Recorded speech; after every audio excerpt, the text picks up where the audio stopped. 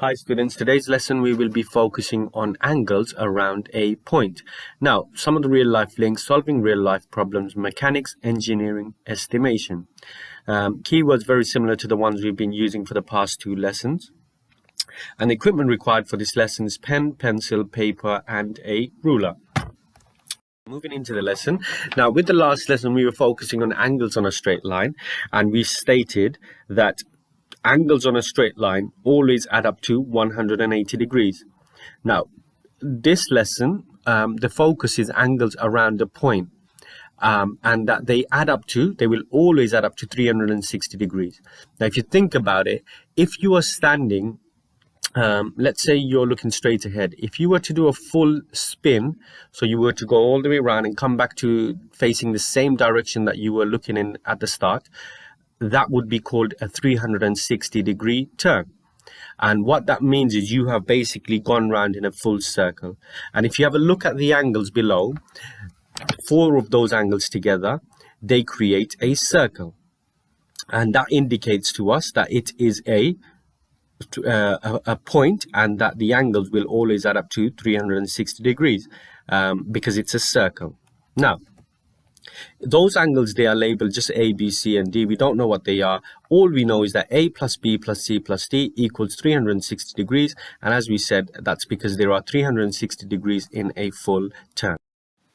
Now, for this first question, I will go through. If you have a look, we have two angles and a missing angle called X. So just like we did last lesson with the angles on a straight line, we need to add the two angles that we have together.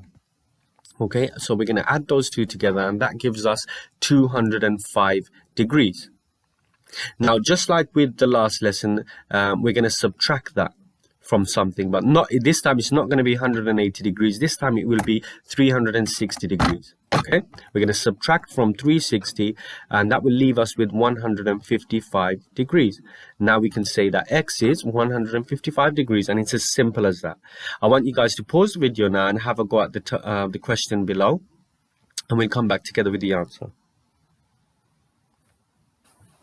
Okay, so what we should have got was an angle X of 93 degrees. Okay, moving on. I want you guys to have a look at this question. I want you to try this question. So pause the video now and have a go. Okay, so the answer that we should have got was 81 degrees. Let's have another go at this one.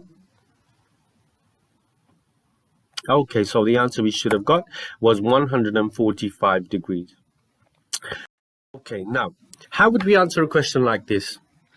So this is a typical exam style question. We need to work out the angle of this, the size of the angle marked Y, and also give a reason for the answer.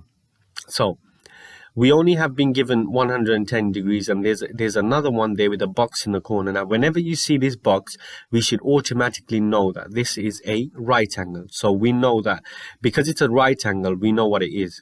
And so we can say 110 plus 90 for the right angle, and that equals 200 degrees. And now all we need to do is just subtract that from 360, and we're left with 160 degrees. So we can now say Y equals 160 degrees.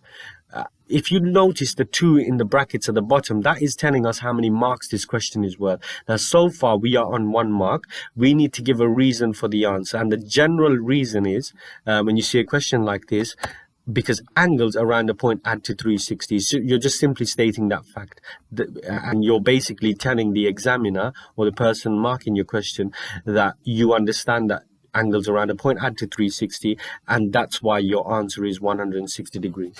If they said give a reason for your answer for a question on angles on a straight line, you'd give that reason and just say because angles on a straight line add to 180 degrees, and so on. So you're just stating the facts based around the question. Okay, so the first part of our main task today, we are going to be trying all 9 of these questions. No, you do not have to draw those out. You will have to, however, write A, B, C, D, E, F, G, H, I, and then the answer to each angle. So X equals, and so on. So that will be the first part of your main task. For the second part, you have been given 2 circles that have been cut into sectors. Now you have to decide which of these fit together to make the circle. So what will they have to add up to make a circle?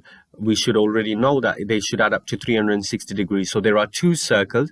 You have to find a combination of the letters. Okay, so one of the circles will only have 3 letters that make 360, and the other circle will have 4 letters which make 360.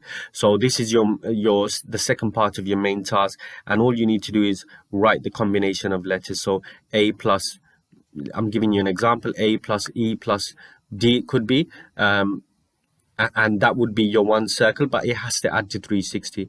Okay, so once you've done both of those tasks, take a picture, upload it to ClassChart so your teacher can mark it, and that will complete your learning for today's lesson. See you in the next video.